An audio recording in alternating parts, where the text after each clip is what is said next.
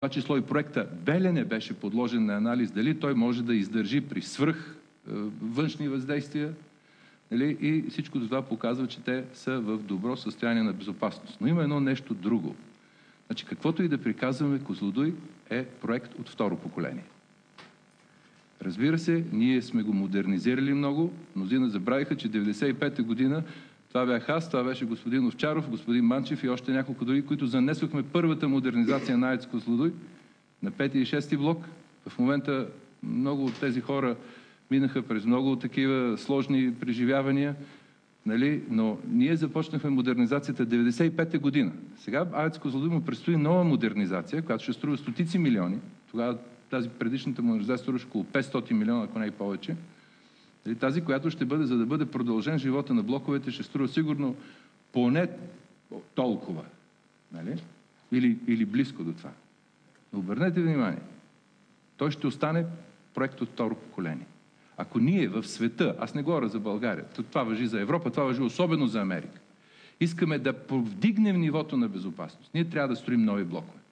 Блокове от трето поколение, блокове с съвършена, много добре доказана безопасност, с защита в дълбочина и така нататък.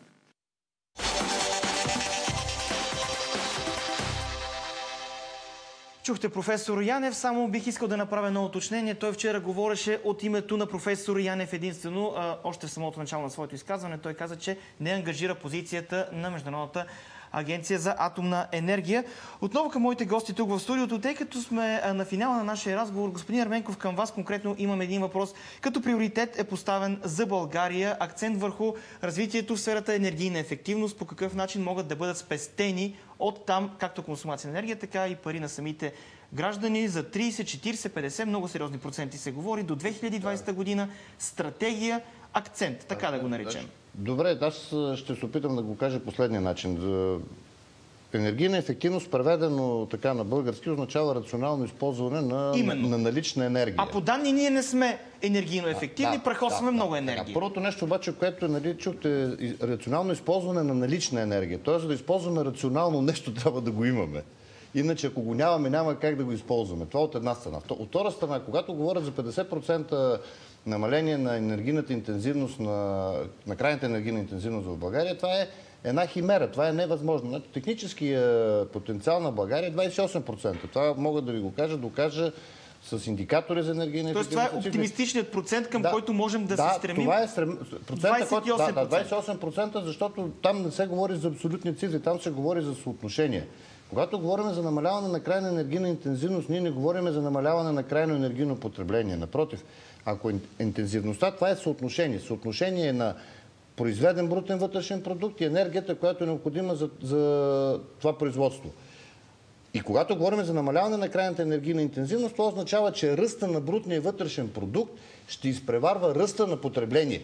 Но забележете, говорим за ръст, не за намаление. Това е едното нещо, което искам да ви кажа. Второто нещо, което искам да ви кажа е, че в момента всички призиви за енергийна ефективност, която ще доведе България до енергийна независимост, са празно клатане на въздуха, защото в света има над 190 държави и ако тези, които говорят за енергийна независимост, ми покажат една държава енергийно независима, аз ще им кажа да, благодаря, ние ще следваме този светъл пример.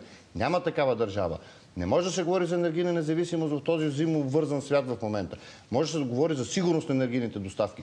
И когато говорим за сигурност на енергийни доставки, тогава вече трябва да търсим онези доставки, при които влиянието на цената на горивото оказва най-малко влияние върху крайната цена. А това е именно ядрената енергетика. Там цената на горивото е има минимално отражение върху цената на произведената от това гориво енергия.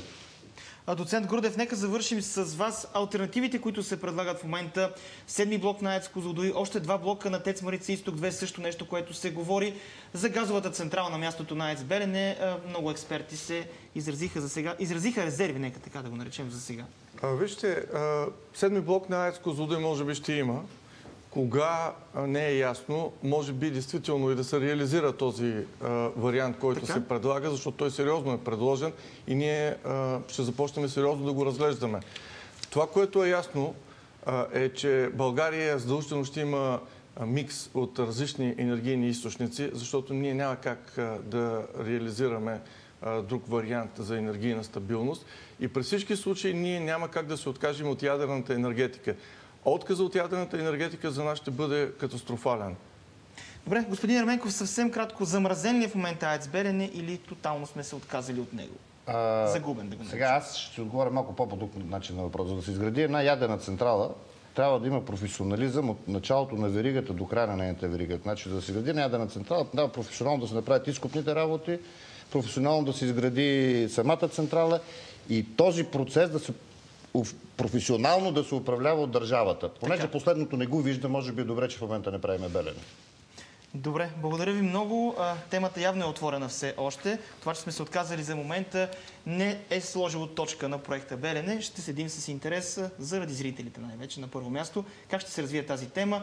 Публичният дебат, който в момента също съществува. Всичко това ще бъде поставено тук в студиото. Благодаря ви много.